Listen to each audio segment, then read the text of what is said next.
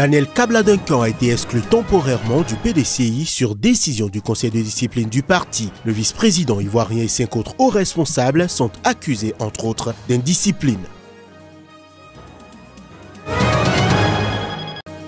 Le président du Botswana, Mogwetsi Masisi, a été formellement investi vendredi par le parti au pouvoir pour briguer un nouveau mandat. Ceci après le retrait de son unique adversaire dans la course à l'investiture. Plusieurs centaines de milliers de personnes ont manifesté à la place de l'Indépendance vendredi à Bamako, dans la capitale malienne. Un meeting organisé à l'appel de l'imam Diko contre l'insécurité et la malgouvernance.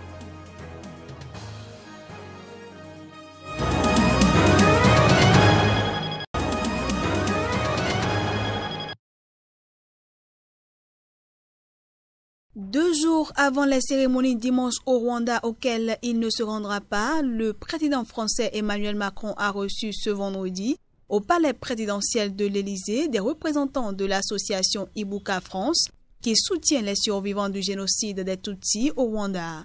À cette occasion, il leur a annoncé 2 gestes pour tenter d'apurer le rôle de la France durant le génocide de 1994 avec l'ouverture à des historiens de toutes les archives et un renforcement des moyens pour poursuivre les génocidaires présumés en France. Mais malgré cette annonce, l'association Ibuka France ne cache pas ses craintes. Nous avons souvent été déçus, nous avons souvent été trahis. Le génocide de lui-même est le résultat d'une trahison. Donc, oui, j'ai des craintes, je vais suivre, nous allons suivre, pas moi seul et spécialement, mais bien sûr nous allons suivre. Une rescapée demande de son côté aux hauts gradés militaires français de cesser de provoquer les victimes et de se taire. Ce qu'on demande, c'est que l'armée se questionne, se demande quel a été réellement son rôle, qu'est-ce qui honore la France et surtout qui nous laisse honorer, nous, les victimes, et qui ne viennent pas nous provoquer, tandis que nous avons encore le chagrin de tous les jours, en fait, mais qui se réveillent à la veille des commémorations où on en parle beaucoup, qu'ils aient un peu de respect et qui se taisent, au fait, le temps d'un instant.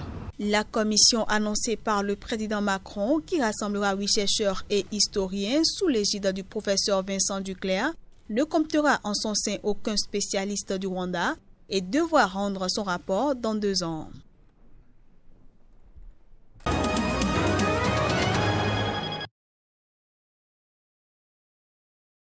Alors que le Rwanda s'apprête à commémorer dimanche prochain le 25e anniversaire du génocide de 1994, le chef de la Commission nationale de lutte contre le génocide a déclaré que le plus grand défi des dernières décennies a été la reconstruction de l'unité nationale. Un génocide, c'est une extermination d'une catégorie, d'une composante de la population, en l'occurrence les Tutsis. Donc cet acte-là, cet acte meurtrier, brise profondément l'unité du pays.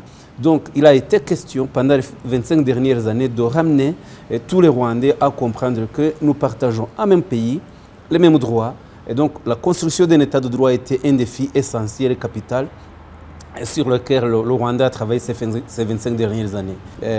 Étant donné que le génocide a emporté plus d'1 million de victimes, nous avons dénombré en 2002 1 074 017 personnes. Ça, c'est le chiffre qu'on a dénombré en 2000 et qui ont été publiés en 2002. Mais nous pensons qu'ils vont au-delà, parce qu'il y a des victimes qu'on n'a pas pu savoir où ils ont été jetés.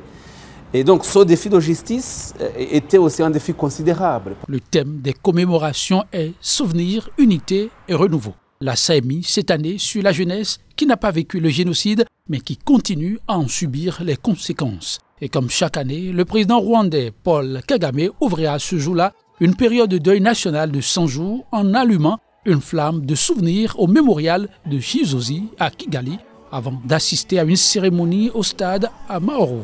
100 jours comme le temps qu'aura mis entre avril et juillet 1994 le régime extrémiste Hutu pour tuer au moins 800 000 personnes, selon l'ONU, essentiellement parmi la minorité Tutsi, mais aussi chez les Hutus modérés.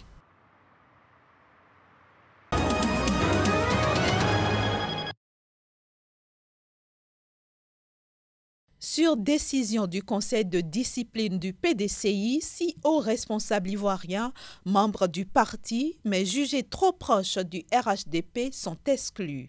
Il s'agit du vice-président de la République, Daniel Kablan-Duncan, Patrick Achi, secrétaire général de la présidence, Théophile Ndoli, inspecteur général d'État, ainsi que les ministres Eugène Aka Awele, Raymond Goudou-Kofi et Claude Isaac D.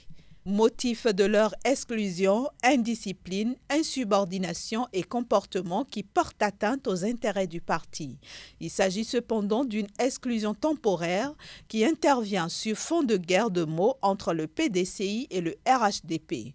En effet, seul un congrès peut prendre une décision définitive concernant ces personnalités. Certaines parmi elles étaient déjà sous le coup des mesures disciplinaires comme Daniel Kablan-Duncan ou Patrick Achi, renvoyé début janvier du bureau des vice-présidents du PDCI. Le parti d'Henri Konabédié a entamé sa purge interne depuis quelques mois avec l'exclusion d'un certain nombre de cadres.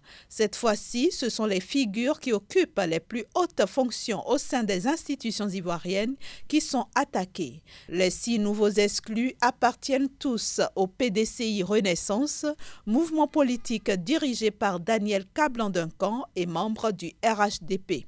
La vague d'exclusion devrait continuer au sein du parti avec un autre groupe de militants convoqués la semaine prochaine devant le Conseil de discipline.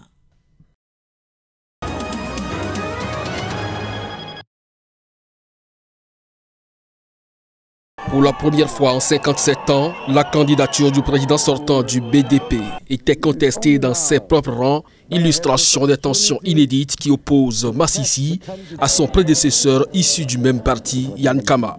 Mais l'ex-ministre des Affaires étrangères, Pelonomi Vincent Mouatoua, soutenu par Yann Kama, a renoncé vendredi à sa candidature. Je me retire car je refuse de cautionner une imposture, a déclaré Mme Vincent Mouatoua aux journalistes. Ces élections sont truquées avant même d'avoir commencé. Y participer serait légitimer une procédure frauduleuse, a-t-elle ajouté. Depuis sa démission il y a 1 an de la présidence, les relations entre Yann Kama et Massissi se sont publiquement dégradées. Le second prenant systématiquement le contre-pied du premier sur des questions emblématiques comme l'environnement.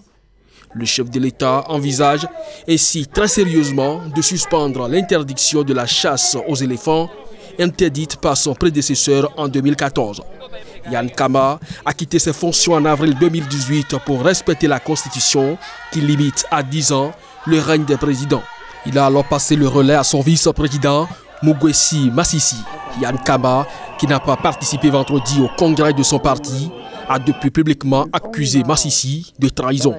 Le BDP règne sur le Botswana, considéré comme l'une des plus solides démocraties du continent africain depuis son indépendance en 1966.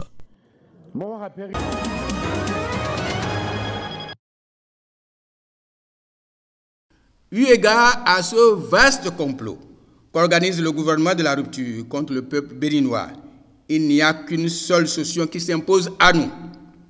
1. Exiger la participation effective de l'opposition aux élections législatives de 2019. 2. Dénoncer les pratiques et comportements autoritaires du pouvoir de la rupture.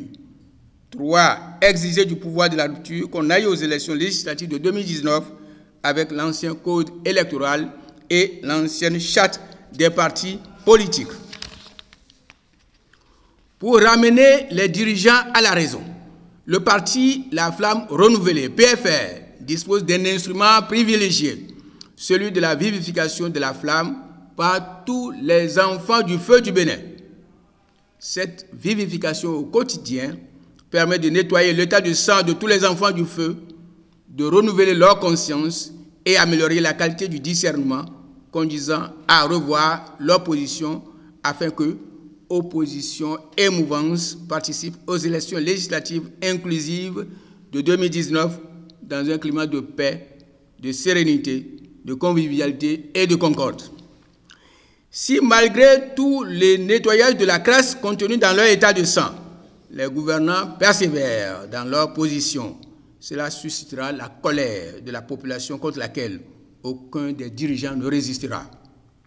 Les enfants du feu, par le canal de la flamme renouvelée, lancent un appel vibrant à toute la population béninoise pour barrer la route à tous ceux qui prendront le risque de précipiter le Bénin dans une violence infernale.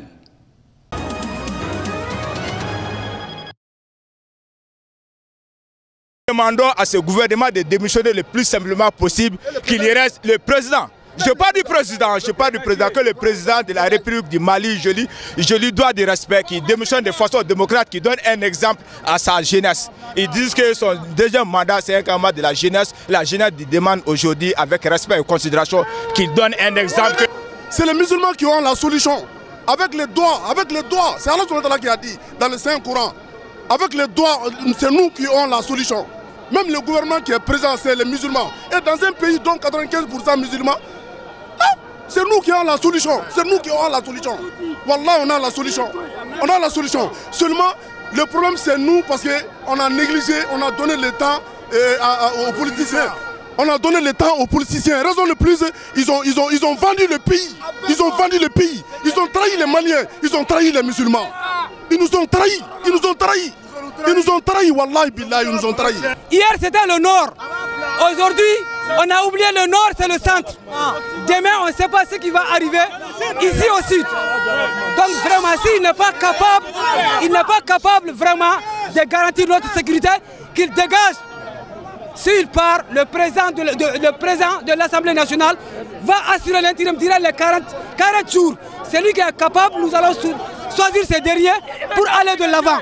Vous savez, quand les choses atteignent une certaine limite, comme on dit, la ligne rouge, il est indispensable que le peuple se retrouve, le peuple marche. Et de toutes les façons, le monde nous donne déjà une leçon, à travers le cas de l'Algérie, d'accord? À travers le cas de la France. Je pense que ce qui nous arrive commande à ce que l'on sorte, le peuple sorte pour clamer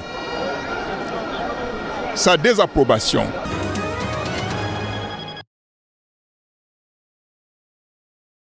Ils ont envahi vendredi les rails de la principale gare d'Athènes pour réclamer l'ouverture de la frontière gréco-macédonienne.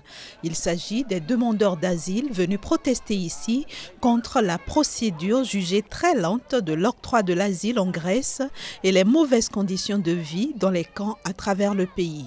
Estimés à environ 200, ils ont perturbé le trafic ferroviaire entre Athènes et Thessalonique. Aucun train ne pouvait quitter la gare d'Athènes alors que la police tentait de persuader les manifestants de quitter les lieux. La manifestation intervient au lendemain d'échauffourées entre policiers et demandeurs d'asile devant le camp de Diavata situé à 100 km du poste frontalier gréco-macédonien d'Idoménie que des dizaines de milliers de migrants avaient emprunté en 2015 à destination du nord de l'Europe avant sa fermeture à la suite de la signature d'un pacte migratoire UE-Turquie en mars 2016 et du démantèlement d'un camp de fortune où vivaient dans la misère des milliers de personnes. Selon le secrétaire général du ministère de la politique migratoire, la manifestation de vendredi est un message pour l'Europe qui doit comprendre que la question migratoire demande une solution européenne. Notons que près de 70 000 migrants sont actuellement installés en Grèce, dont 15 000 entassés dans des camps disséminés sur des îles de la mer Égée. Depuis le début de l'année, la Grèce a repris la première place pour les arrivées illégales en Europe, devant l'Espagne, avec près de 5 500 arrivées en janvier et février, en hausse d'1 tiers par rapport au début 2018.